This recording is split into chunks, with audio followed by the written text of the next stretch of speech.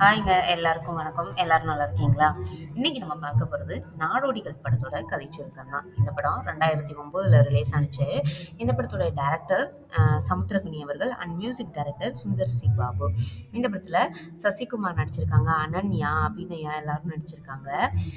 இந்த படம் வந்த புதுசுல பார்த்தீங்கன்னா, பயங்கரமான ஒரு வெற்றி படமா அமைஞ்சிச்சு. சமுத்திரக்கனி சாருக்கு சசிகுமார் அவர்களுக்குமே ஒரு நல்ல ஒரு பேர் வாங்கி கொடுத்த படமா தான் இந்த படம் இருந்துச்சு.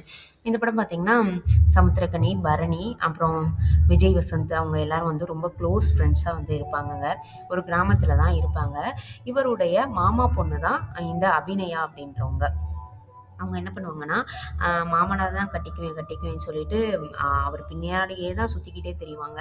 இந்த செவ்வாய் சாமி கும்பிடுவோம்னு சொல்லுவாங்கல்ல, இந்த கொழுக்கட்டை செய்வாங்கல்ல நைட்ல, அதெல்லாம் கொண்டு வந்துட்டு ஆண்களுக்கு தெரியாம அத பார்க்கக்கூடாதாம். அத ஊட்டி விட்டா, நம்ம பின்னாடியே வருவாங்க அப்படின்ற மாரி ஒரு நம்பிக்கை இருந்திருக்கும் போல அப்ப. பார்த்தீங்கன்னா, அந்த மாரிலாம் செஞ்சு கொண்டு போய் அவங்க மாமா தூங்கிட்டு இருக்கும்போது தெரியாம ஊட்டிலாம் விடுவாங்க. அந்த அளவுக்கு சசிகுமார்னா அவ்ளோ பிடிக்கும் இந்த பொண்ணுக்கு. அப்படி ஒரு இதா இருப்பாங்க. அவங்கள பார்க்காம ஒரு நாள் கூட இருக்க மாட்டாங்க. ஏதாவது ஒண்ணு சமைச்சு கொண்டு குடுத்துட்டு, அந்த ஒரு சாக்குலயாவது இவர பார்த்துட்டு போற மாரி இப்படியே திரிஞ்சுட்டே இருப்பாங்க. இப்படிதான் போய்க்கிட்டு இருக்கும்.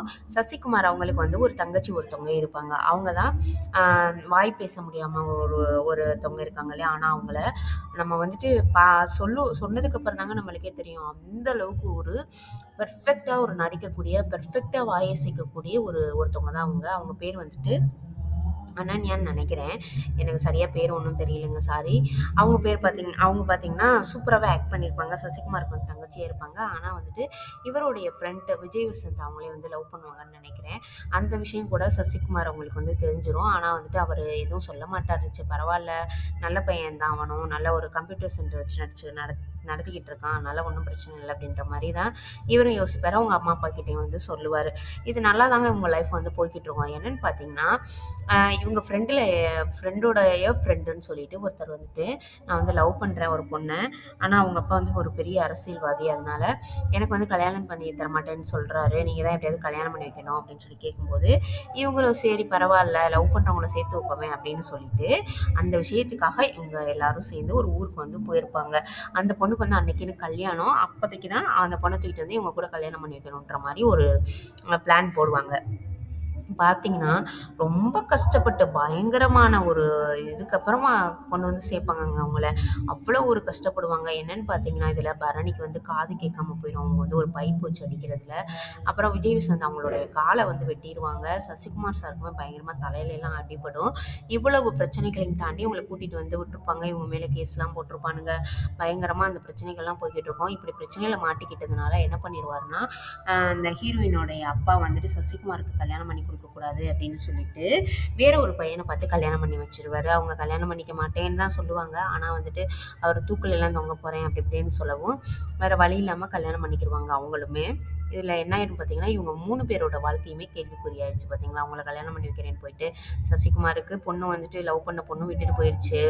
பரணிக்கு காது கேட்காம போயிடும். விஜய் வசந்துக்கு கால் இல்லாம போயிடும். இந்த மாதிரி பிரச்சனைகளுக்கு நடுவுல என்னன்னு பார்த்தீங்கன்னா, இவங்க கொஞ்சம் நாட்கள் கழிச்சு அந்த கல்யாணம் பண்ணி வச்சாங்க இல்லையா? அவங்கள ஒரு இடத்துல சந்திப்பாங்க. பார்த்தீங்கன்னா, அவங்க 2 பேரும் வாழ பிடிக்கல அப்படின்னு சொல்லி தனியா பிரிஞ்சுட்டோம்னு சொல்லுவாங்க. இவங்களுக்கு வரும் பாருங்க பயங்கர கடுப்பு.